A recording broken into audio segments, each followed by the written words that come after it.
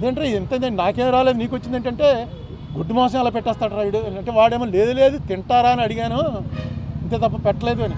నాకు అది చూసి ఆశ్చర్యపోయింది. ఇది జరిగి ఎప్పుడే 40 ఏళ్ళు అయింది. అటువంటిది మాటికి ఇందులో గొడ్డు మాంసం కలిగింది, పంది కొవ్వు కలిసింది, చేప కొవ్వు కలిసిందని. వెంకటేశ్వర స్వామి కదా, వెంకటేశ్వర స్వామి అంటే మనకు ఎవరికి గుర్తుండదు ఫస్ట్ ఎప్పుడు చూసామో.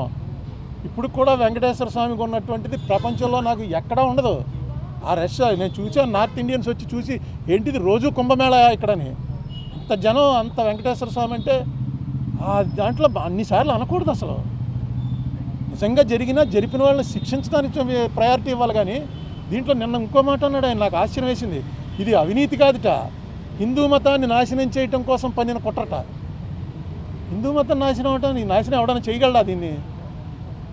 అది కుట్రండి. ఎవడ తప్పు చేశాడు వాడిని పట్టుకోవాలి. ఇంకా కెమికల్స్ అవి ఉన్నాయంటున్నారు. ఆ కెమికల్స్కి కూడా ఆయన ఇచ్చిన కంపారిజన్, మనం టాయిలెట్స్లో వాడే యాసిడ్లన్నీ తీసుకొచ్చి ఇందులో కలిపారని. ఏదో రకంగా ప్రజల్లో ఒక ఎవర్షన్ పుట్టించాలి. తిరుపతి లడ్డు అంటే అంత టేస్ట్గా తినేవాళ్ళకి ఆ లడ్డు చూడగానే ఇందులో ఏముందోరా బాబు అని అనిపించే భయం కలిగించాలని సీఎం లెవెల్ మనిషి అలా మాట్లాడటం కరెక్టే. ఇప్పుడు నేను సీఎం గారి ఇంటికి వెళ్తే నాకు కప్పులో టీ ఇచ్చారు. ఆ కప్పు పట్టుకుని ఇది ఏంటనుకుంటున్నారు ఈ మెటీరియల్, మనం టాయిలెట్స్లో కమోడ్లు వాడతామే, ఆ కమోడ్ మెటీరియల్ తోటి కప్పు తయారు చేసి ఆ కప్పులో ఇచ్చారండి. నిజమే, అది కమోడ్తో పోల్చడం ఏంటి? పింగాణితో అనేక రకాలు తయారవుతాయి, కమోడ్తో పోలుస్తారా ఎవడన్నా? నాకు ఎందుకు చాలా ఆశ్చర్యం వేసింది. ఏంటి ఇదేంటి ఇలా మాట్లాడు? సీఎం గారు ఎప్పుడు అంత బ్యాలెన్స్ తప్పి మాట్లాడ్డాడు. చాలా కాలం నుంచి ఆయన సీఎంగా చూస్తున్నాం కదా, ఎందుకు ఇలా మాట్లాడుతున్నాడు ఏంటి? ఎంత అందులో టాయిలెట్లు కడిగే వాటిని తీసుకొచ్చి కలిపారని.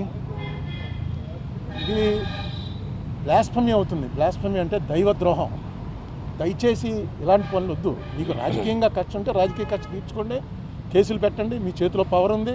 ఎవరైనా ఇదేంటి వెంకటేశ్వర స్వామి మీద వెంకటేశ్వర స్వామిని అన్పాపులో, ఎందుకంటే జగన్ క్రిస్టియన్ అనే, జగన్ క్రిస్టియన్ కాబట్టి క్రిస్టియన్స్ అందరూ కూడా వెంకటేశ్వర స్వామికి యాంటీ అయిపోయారా?